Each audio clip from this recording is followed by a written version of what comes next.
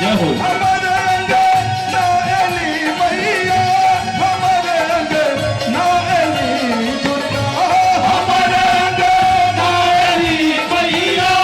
हमारे अंगना एली दुर्गा, हमारे अंगना एली दुर्गा,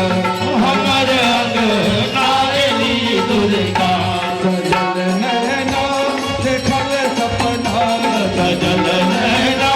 देखल सपना, सजल नैना देखल सपना, सजल नैना देखल सपना, हमारे अंगना एली मैया, सजल नैना देखल सपना, हमारे अंगना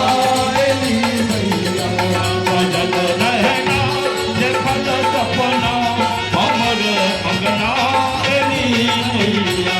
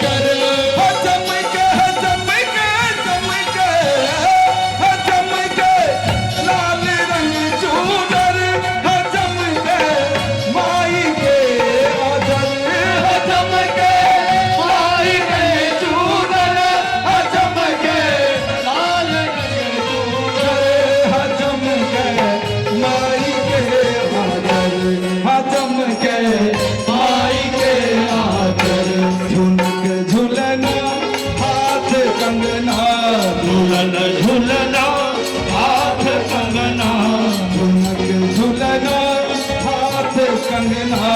झुलक झुलना हाथ कंगना अंगना तेरी मैया सजल नैना देखल सपना हमर अंगना तेरी मैया नैना देखल सपना हमर अंगना तेरी मैया सजल नैना देखल सपना हमर अंगना तेरी मैया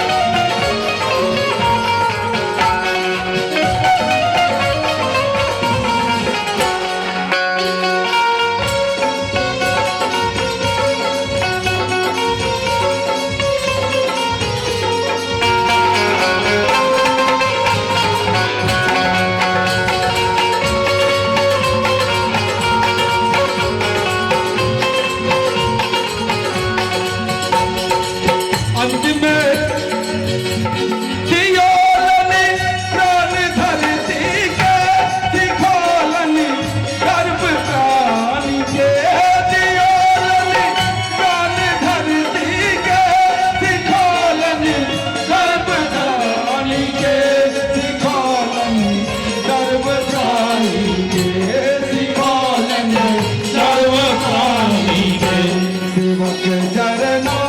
आहके अंगना सेवक चरना आहके अंगना सेवक चरना आहके अंगना सेवक चरना आहके अंगना हमर अंगना तेरी मैया हमर नाली मैया हमर नाली दुर्गा हमर नायरी मैया हमर नायरी मैया हमर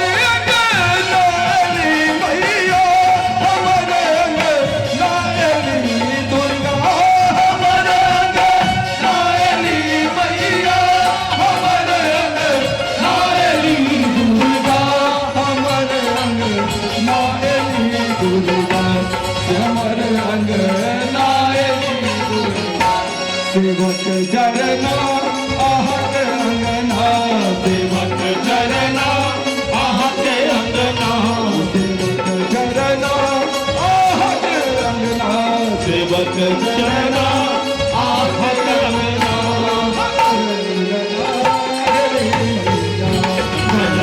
रहना देखल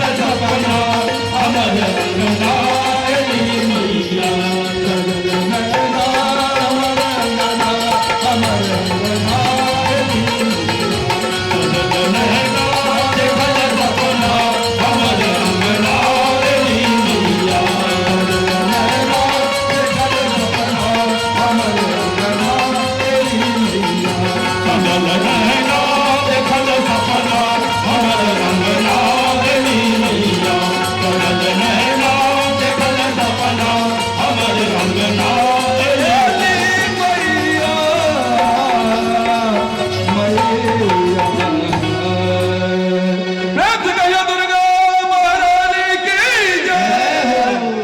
हेलो हेलो एक सूचना है। एक 2 वर्ष का बच्चा है जिसका नाम टीनू है।